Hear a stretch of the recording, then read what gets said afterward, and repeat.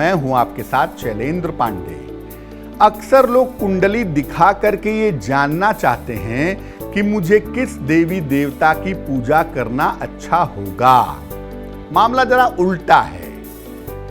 कुंडली के जो ग्रह होते हैं, जो आपका प्रमुख ग्रह होता है, जिसका आपके ऊपर प्रभाव होता है, उससे संबंधित देवी देवता की आप स्वयं ही उपासना करने लगते हैं। उसमें किसी से पूछने की जरूरत नहीं होती। तो आज हम आपको कार्यक्रम में बताएंगे कि जिस ग्रह का प्रभाव आपके ऊपर है, उस ग्रह के हिसाब से आप किस देवी देवता की उपासना करेंगे, आपकी पूजा का तरीका कैसा होता है। सबसे पहले जानते हैं कि पूजा उपासना का ज्योतिष से और ग्रहों से क्या संबंध है। वैसे कुंडली के हिसाब से देवी देवताओं का चुनाव नहीं होता है। जन्म जन्मांतर के संस्कारों की वजह से व्यक्ति किसी खास देवी देवता की तरफ आकर्षित होता है। आपने पूर्व जन्म में भगवान शिव की खूब पूजा की है, तो इस जन्म में भी भगवान शिव की तरफ आपका आकर्षण होगा। कुंडली का जो प्रधान ग्रह है, कुंडली का जो सबसे मजबूत ग्रह है आपके, वो भी आपकी उपासना का तरीका बताता है। और कभी कभी व्यक्ति अपने कुंडली के कमजोर ग्रहों को मजबूत करने के लिए अलग अलग देवी देवताओं की पूजा करता है। ऐसा भी आप कर सकते हैं। अगर आपकी कुंडली में सबसे ज्यादा असरदार सूर्य है, सूर्य का प्रभाव है, तो क्या होता है? सूर्य का प्रभाव व्यक्ति को सूर्य की पूजा ही करवाता है। ऐसे लोग ज्यादातर, जिनकी कुंडली में सूर्य का प्रभाव होता है, ऐसे लोग ज्यादातर सूर्य देव या हनुमान जी की पूजा करते हैं। इससे इनके जीवन में एनर्जी, ऊर्जा बनी रहती है। चंद्रमा का प्रभाव, अगर कुंडली में सबसे ज्यादा प्रभाव चंद्रमा का है, तो ऐसे लोग अलग अलग देवी देवताओं की पूजा करते हैं। ऐसे लोग किसी एक खास देवी की या किसी एक खास देवता की एक स्वरूप की पूजा नहीं करते।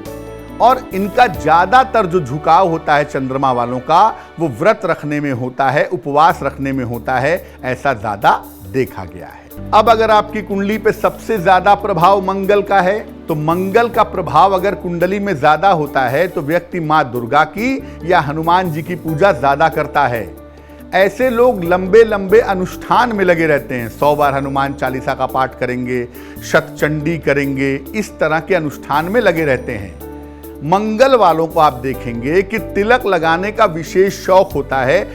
अक्सर इनके माथे पर तिलक लगा रहता है। बुध का प्रभाव, अगर कुंडली में बुध का प्रभाव सर्वाधिक हो, तो ऐसे लोग भगवान विष्णु या उनके अवतारों की, जैसे भगवान कृष्ण या भगवान राम, इनकी पूजा करते हैं।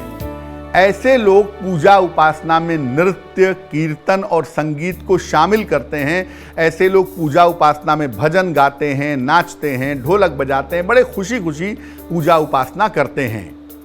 इन लोगों को तमाम पूजा स्थानों में जा करके दर्शन करने का बड़ा शौक होता है।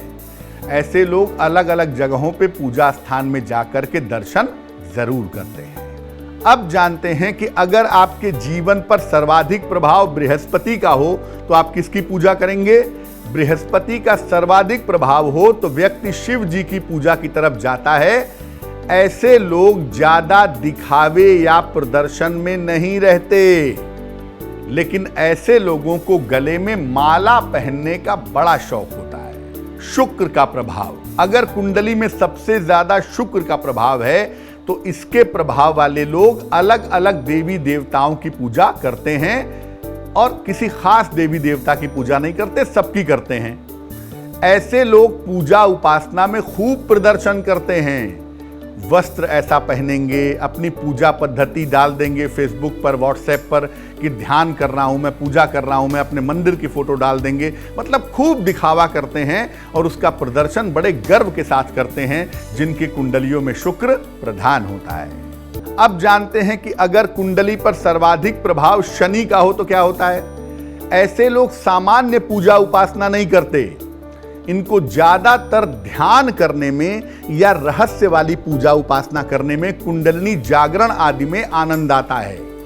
ये धर्म से ज्यादा अध्यात्म की तरफ झुकाव रखते हैं, ईश्वरोपलब्धि के रास्ते पर चलते हैं। अगर कुंडली में सबसे ज्यादा प्रभाव राहु केतु का है तो क्या होता है? ऐसे लोग ज्यादातर क्षुद्र देवी देवताओं की उपासना करते हैं, आत्मा की पूजा करते हैं, शमशान में पूजा करते हैं, भूत पिशाच की पूजा करते हैं। लेकिन कभी कभी खासतौर से केतु जब लीड करता है तो कभी कभी ऐसे लोग सटीक तंत्र साधना भी करते हैं। और ये लोग अलग अलग धर्म स्थानों की यात्रा भी करते हैं और पवित्र नदियों के स्नान का सुअवसर भी प्राप्त करते हैं।